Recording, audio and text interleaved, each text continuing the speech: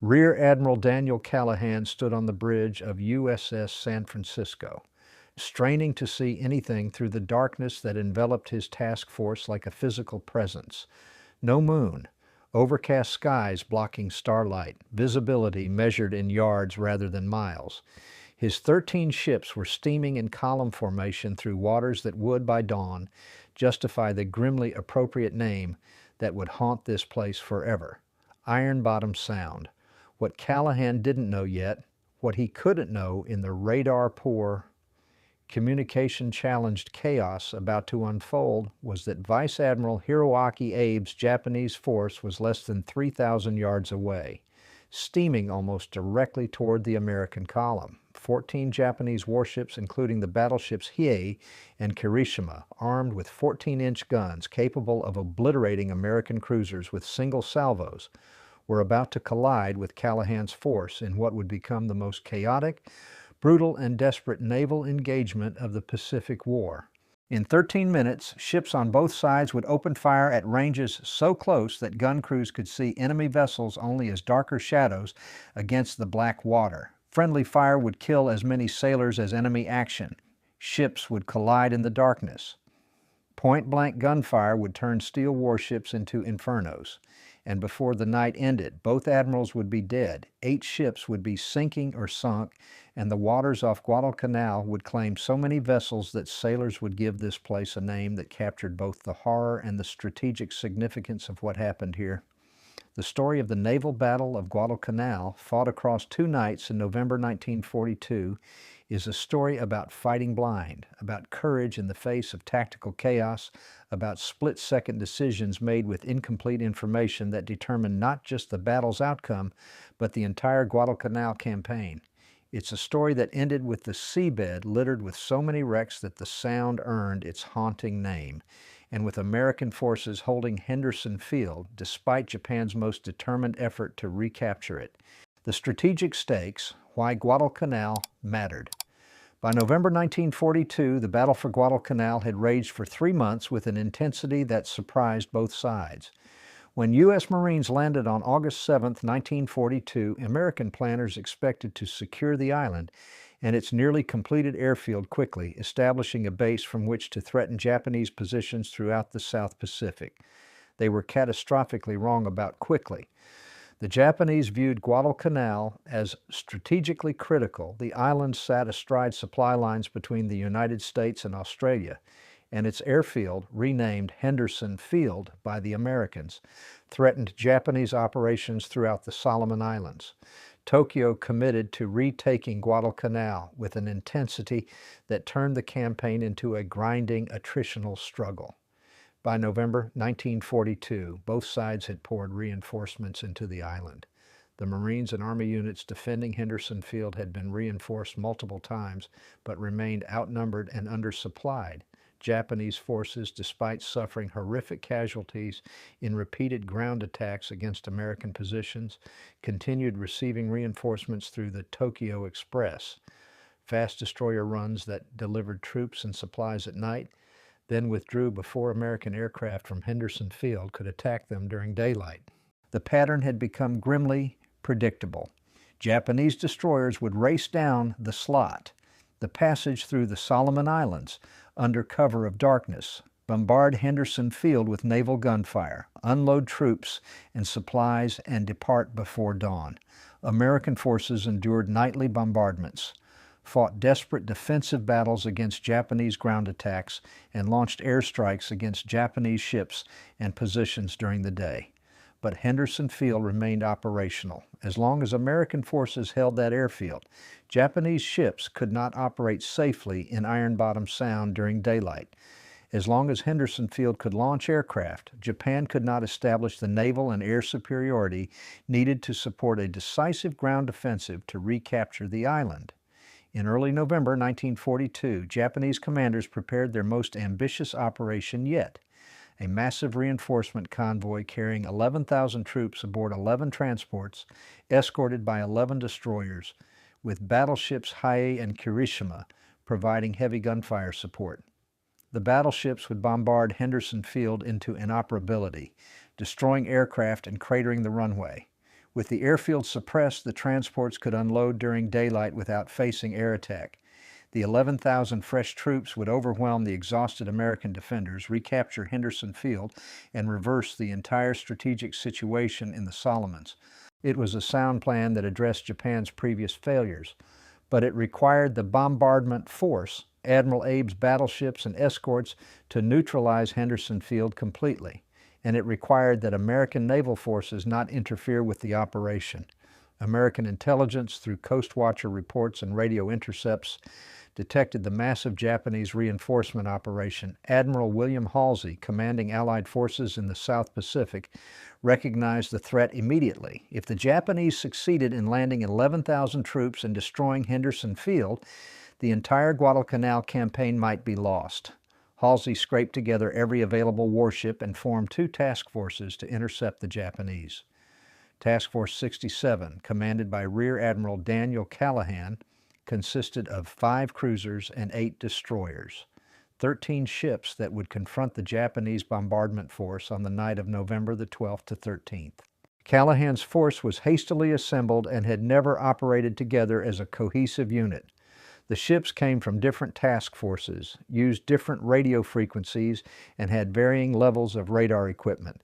Most critically, only 2 destroyers, USS O'Bannon and USS Fletcher, had the new SG surface search radar capable of detecting ships at ranges beyond visual identification in darkness. Callaghan's tactical plan was simple: steam into Ironbottom Sound in column formation, locate the Japanese force, and engage them before they could bombard Henderson Field. The plan relied on surprise, aggressive action, and the hope that American gunnery and torpedoes could damage or sink enough Japanese ships to force them to withdraw before completing their mission. What Callaghan couldn't plan for was fighting a naval battle in complete darkness with minimal radar, uncertain communications, and ships that had never trained together. The battle that resulted would be decided not by careful tactics or superior technology, but by courage, individual initiative, and the chaos of close-range combat where luck mattered as much as skill. The approach: steaming into darkness. At 1:24 a.m. on November 13th, USS Helena's SG radar detected Japanese ships at a range of 27,000 yards, approximately 13.5 miles. Helena's radar operator could see the Japanese formation clearly on his scope. Multiple contacts in what appeared to be 2 columns steaming south toward Guadalcanal, but Helena was third in the American column. The information had to be relayed to Admiral Callaghan aboard San Francisco, which lacked this sophisticated SG radar. The relay took precious seconds, and Callaghan had to interpret second-hand information about radar contacts he couldn't personally verify. Callaghan faced an immediate tactical dilemma. The Japanese were approaching from the northwest. His column was steaming northeast. If he maintained course, the 2 formations would pass each other, allowing the Japanese to potentially evade and accomplish their bombardment mission. If he turned toward the Japanese, he risked breaking his formation's cohesion in darkness, potentially leading to collisions or friendly fire. At 1:30 a.m., Callaghan ordered course change to 310 degrees, turning his column toward the Japanese. The American ships executed the turn, maintaining their column formation, but now steaming almost directly toward the approaching enemy force. The range closed rapidly. By 1:41 a.m., Helena's radar showed Japanese ships at 14,500 yards and closing. Still no visual contact. The darkness was absolute, and the Japanese ships showed no lights. The American crews were at battle stations, guns loaded and trained forward, everyone straining to see something, anything, in the blackness ahead. Admiral Abe, commanding the Japanese force, had his own challenges. His force included battleships Hiei and Kirishima, light cruiser Nagara, and 11 destroyers. The battleships were loaded with special bombardment ammunition, high explosive shells designed to destroy airfields and installations, not armor-piercing shells designed to penetrate warships. This was not a fleet configured for surface combat. Japanese lookouts reported sighting American ships at approximately 1:42 a.m. Abe faced the same dilemma Callaghan confronted. His force was configured and loaded for bombardment, not surface combat. Engaging American warships with bombardment ammunition was tactically inefficient. but avoiding combat would mean abandoning the mission, and the American ships were too close to evade. At 1:45 a.m., with the range down to approximately 3,000 yards, both formations could finally see each other. Not clearly, but as darker shapes moving against the black water. In the pitch darkness, identification was nearly impossible. American ships saw shapes that might be cruisers or destroyers. Japanese ships saw shadows that could be any type of vessel. The two columns were approaching nearly head-on, slightly offset, at a combined closing speed of approximately 40 knots. This meant that the range was decreasing at roughly 75 feet per second. In 30 seconds, ships would be passing each other at point-blank range, where even secondary batteries would be lethal. At 1:48 a.m., Admiral Callaghan gave the order that would begin the battle. Odd ships fire to starboard, even ships fire to port.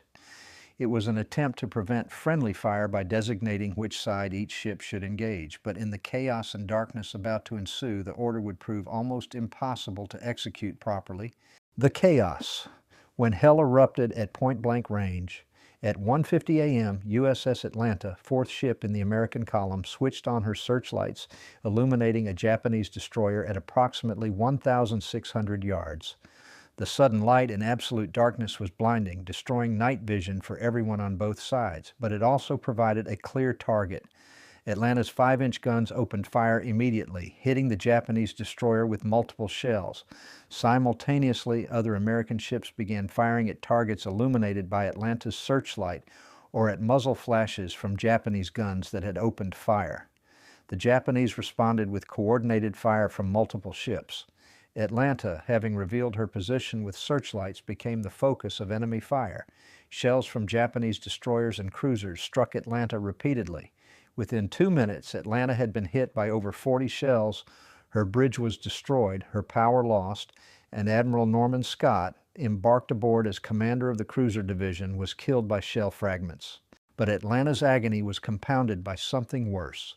In the darkness and confusion, American ships couldn't always distinguish friend from foe. USS San Francisco, following her orders to fire to starboard, engaged what her fire control team identified as a Japanese cruiser. It was Atlanta. San Francisco's 8-inch guns fired a full salvo at point-blank range, approximately 1,200 yards, hitting Atlanta with multiple armor-piercing shells that penetrated completely through the lightly armored light cruiser. Atlanta was effectively destroyed by friendly fire, though she would remain afloat until the following day. Her crew fought fires and flooding through the night, but the ship had lost all power, all communications, and was listing heavily. Of her crew of approximately 700, over 170 were killed or would die of wounds. The battle had barely begun, and the confusion was already catastrophic. Ships were firing at targets they couldn't clearly identify. The American column formation had dissolved into individual ship actions as vessels maneuvered to avoid collisions and engage enemy ships detected by visual sighting or by following tracers back to their source. At 1:52 a.m., USS Cushing, lead destroyer in the American column, detected Japanese ships directly ahead at approximately 1,000 yards. Lieutenant Commander Edward Parker, Cushing's captain, ordered a hard left rudder to avoid collision while simultaneously ordering his torpedo mounts to prepare to fire. Before the torpedoes could launch, Japanese destroyer Udachi appeared out of the darkness at less than 500 yards, fired a full torpedo spread, and then raked Cushing with gunfire. Cushing returned fire with all guns that could bear, hitting Udachi multiple times, but Udachi's torpedoes struck Cushing's engineering spaces, causing catastrophic damage. Cushing lost all power and began flooding rapidly.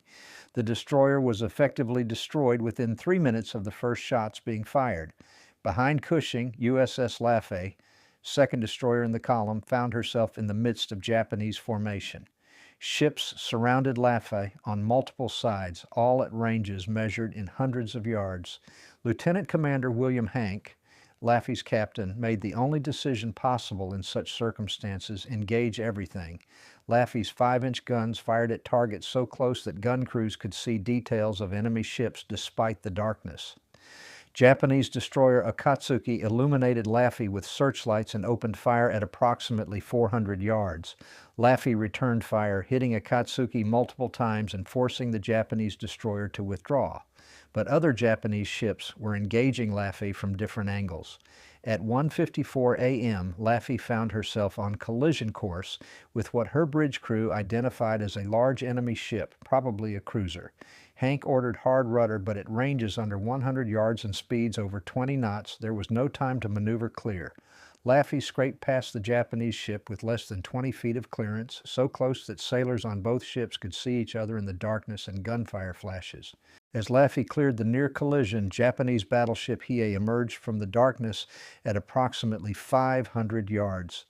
The battleship's secondary battery of 6-inch guns opened fire at point-blank range. Shells designed to penetrate warship armor at ranges of 10,000-plus yards were fired at a destroyer at 500 yards. The shells passed completely through Laffey's hull, the armor-piercing rounds not detonating because the thin-skinned destroyer didn't provide enough resistance to trigger the fuses. But Hiei's 5-inch dual-purpose guns were firing as well, and these shells were lethal. Multiple hits destroyed Laffey's engine room, bridge, and forward gun mounts. The destroyer lost power, lost steering, and was burning from multiple fires. At 1:58 a.m., just 8 minutes after the battle began, Laffey was dead in the water and sinking. Lieutenant Commander Hank gave the order to abandon ship. Survivors went into the water as Laffey settled by the stern. The destroyer remained afloat for another 45 minutes before finally sinking, taking with her approximately 60 of her crew of 250. The Admiral's death, San Francisco versus Hiei. While the destroyers engaged in chaotic close-range combat, the cruisers of Callaghan's main force were attempting to engage the Japanese battleships. USS San Francisco, with Admiral Callaghan aboard, had been firing at targets throughout the melee, but identification remained nearly impossible in the darkness. At 1:56 a.m., San Francisco's lookouts spotted an enormous shape emerging from the darkness at approximately 2,000 yards. Even in poor visibility, the ship's size made identification certain. This was a battleship. San Francisco's 8-inch main battery was already trained to starboard. Fire control locked on the massive target and began firing. San Francisco's 8-inch guns fired salvo after salvo into Hiei at point-blank range. The American cruiser was designed to engage enemy cruisers at ranges of 15,000 to 25,000 yards. Firing at a battleship at 2,000 yards meant that every shell had a flat trajectory and hit with maximum velocity. The 8-inch armor-piercing shells penetrated high superstructure, bridge, and secondary armor, causing extensive damage to the battleship's command and control systems. Hiei's bridge was hit multiple times. The steering control room was damaged. Fire control systems were destroyed. Admiral Abe, commanding the Japanese force from Hiei's bridge, was wounded by shell fragments but remained conscious and in nominal command, though his ability to coordinate his widely scattered force was severely compromised. But Hiei's main battery, the 14-inch guns designed to bombard Henderson Field, were still functional, and their crews identified San Francisco as a threat. At 1:57 a.m., Hiei fired a salvo from her forward 14-inch turrets at San Francisco at a range of approximately 1,800 yards. A 14-inch shell weighs approximately 1,400 pounds and carries enough explosive to destroy a city block. When such shells are fired at ships at point-blank range, the results are catastrophic. Multiple 14-inch shells struck San Francisco's superstructure. The navigation bridge, where Admiral Callaghan was commanding the task force, was hit directly. The explosion killed Admiral Callaghan instantly, along with most of his staff officers. The cruiser's captain, Casson Young, was also killed. The executive officer and most of the bridge crew were dead or severely wounded. In seconds, San Francisco's entire command structure was decapitated. Lieutenant Commander Herbert Schonland, the damage control officer, was in the ship's interior when the bridge was destroyed. He made his way topside, discovered that virtually every senior officer was dead, and took command of the ship despite being among the most junior officers aboard. San Francisco had been struck by approximately 45 shells from various Japanese ships. Her bridge was destroyed. Her forward fire control was inoperable. Communications were severed and fires were burning throughout the superstructure. But her engines still functioned, her main battery could still fire in local control, and her crew was still fighting. Other American cruisers were engaging Hai as well. USS Portland, having evaded Japanese torpedoes through aggressive maneuvering, engaged Hai with her 8-inch main battery at ranges under 2,500 yards.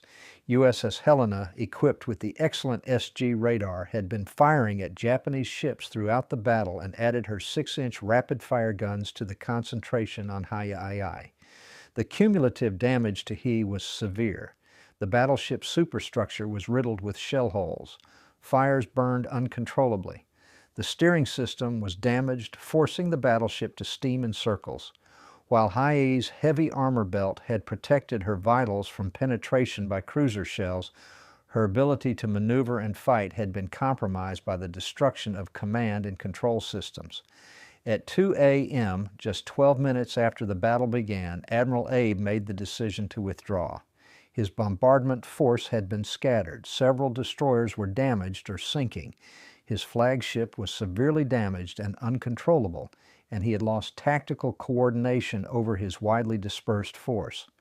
The mission to bombard Henderson Field was aborted, but the battle was far from over. The individual ship actions would continue for another 20 minutes as vessels attempted to disengage from point-blank combat in absolute darkness.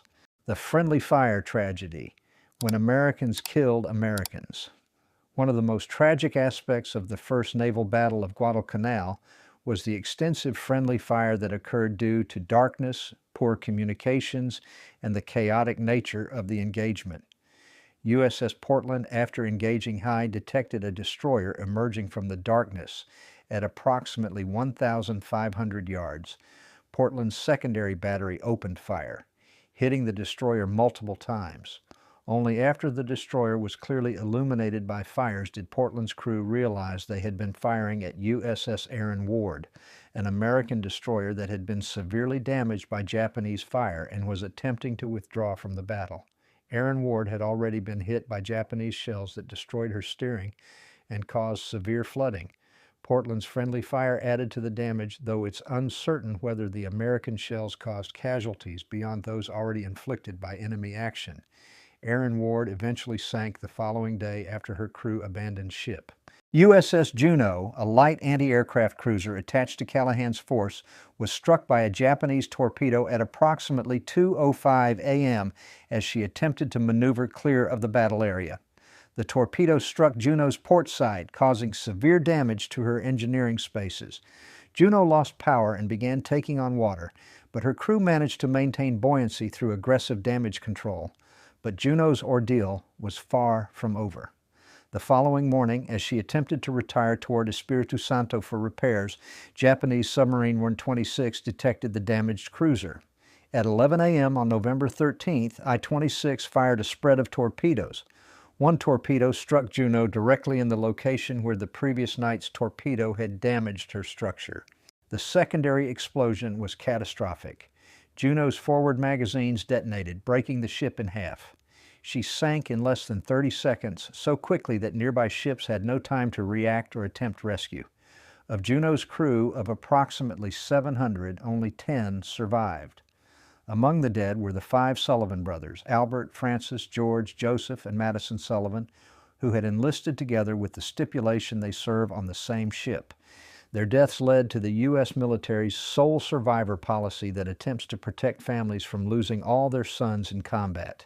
The Atlanta, already fatally damaged by both enemy fire and American friendly fire, remained afloat through the night, but was clearly sinking. Her crew fought desperately to save the ship, but with all power lost and flooding uncontrollable, the captain gave orders to abandon ship on the afternoon of November the 13th. Atlanta was scuttled by American destroyers to prevent her capture, sinking in Ironbottom Sound to join the growing number of wrecks on the seafloor. The aftermath, counting the cost at dawn. When dawn broke on November the 13th, the waters off Guadalcanal revealed the carnage of the night's battle. Ships were burning, sinking, or dead in the water. The sea was covered with debris, oil slicks, and survivors clinging to wreckage. American losses were severe.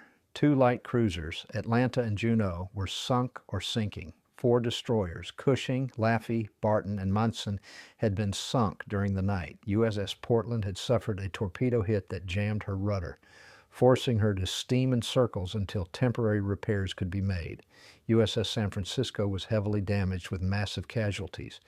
USS Aaron Ward was sinking and would be abandoned. Approximately 1,440 American sailors were killed during the night battle or died of wounds shortly afterward. 2 admirals, Admiral Callaghan and Norman Scott, were among the dead. The tactical defeat seemed complete, but strategic victory had been achieved. The Japanese bombardment force had withdrawn without bombarding Henderson Field. The airfield remained operational, and critically, Japanese battleship High-CE had been so severely damaged that she couldn't retire at high speed. At dawn on November 13th, aircraft from Henderson Field, the very aircraft the Japanese had planned to destroy, launched strikes against the crippled High-AI.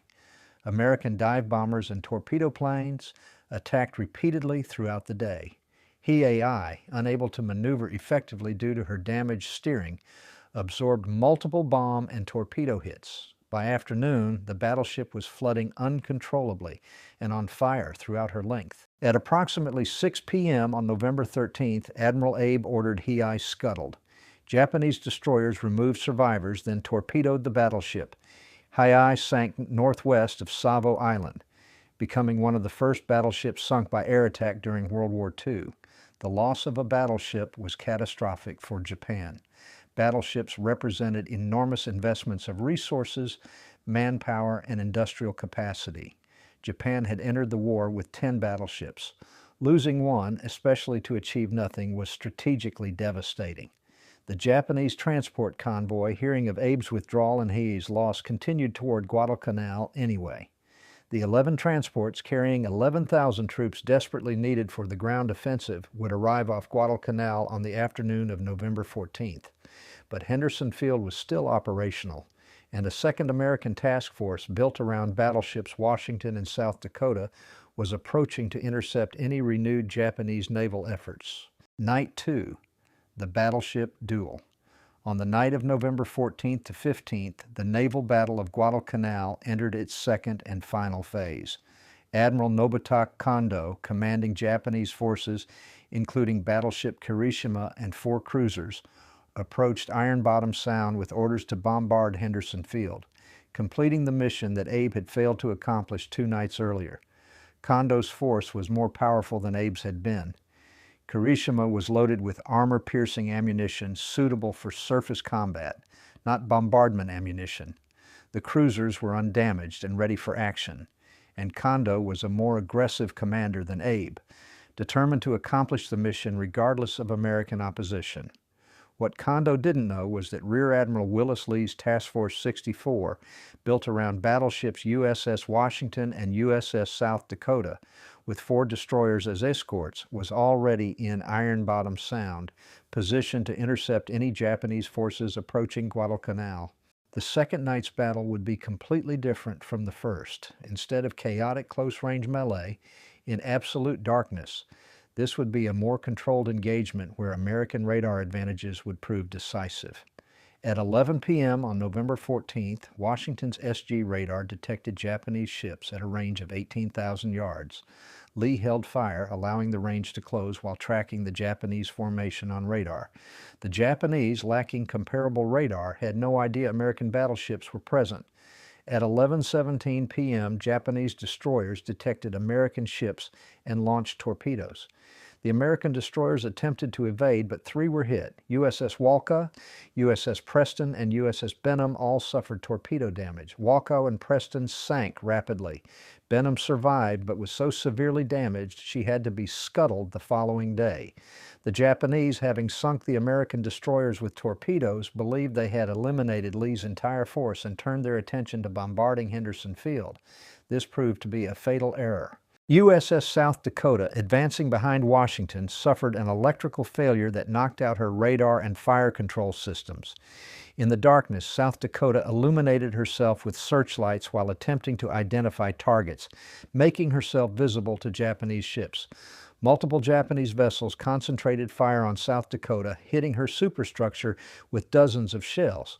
While South Dakota's heavy armor prevented fatal damage, the battleship was forced to withdraw. But Washington, with her radar still functioning perfectly and her crew tracking Japanese ships that had no idea that they were being targeted, maneuvered into firing position at approximately 8,400 yards from Kirishima. At 11:58 p.m., Washington opened fire. The first salvo from Washington's 9 16-inch guns struck Kirishima with devastating accuracy. Each 16-inch shell weighed 2,700 pounds and hit with enough force to penetrate 20 inches of vertical armor. At 8,400 yards, the shells fell at steep angles, striking Kirishima's less heavily armored deck and superstructure.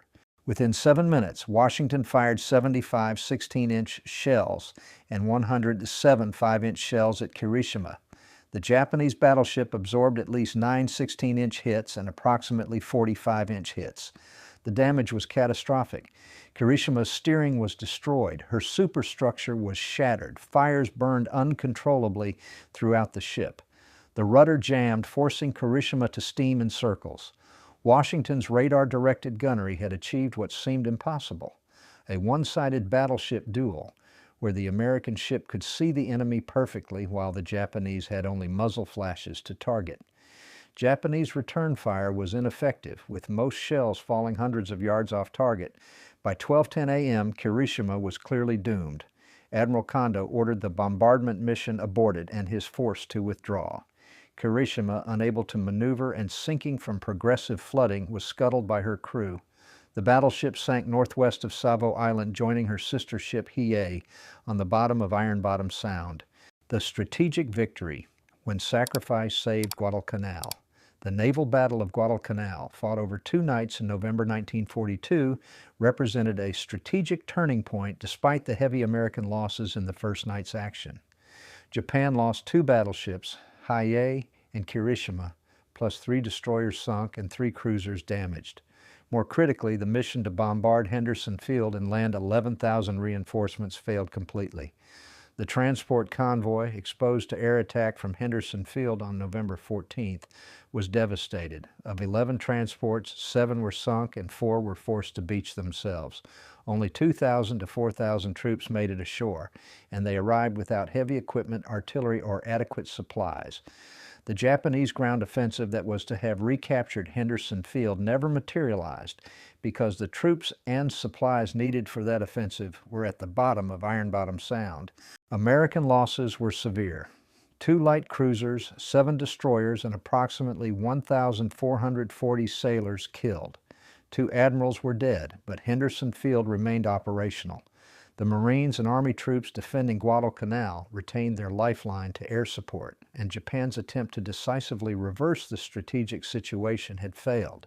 More importantly, Japan could not afford to lose battleships at the rate of 2 per operation. Battleships represented irreplaceable capital ships that required years to build.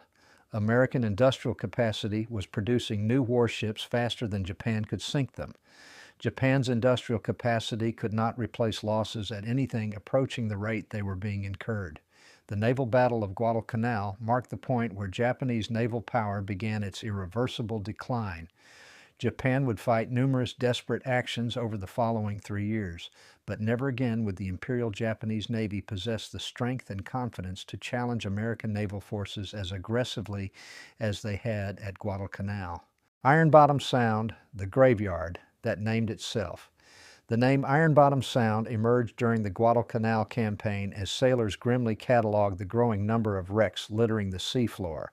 The official name is Savo Sound, but no one who served there used that name.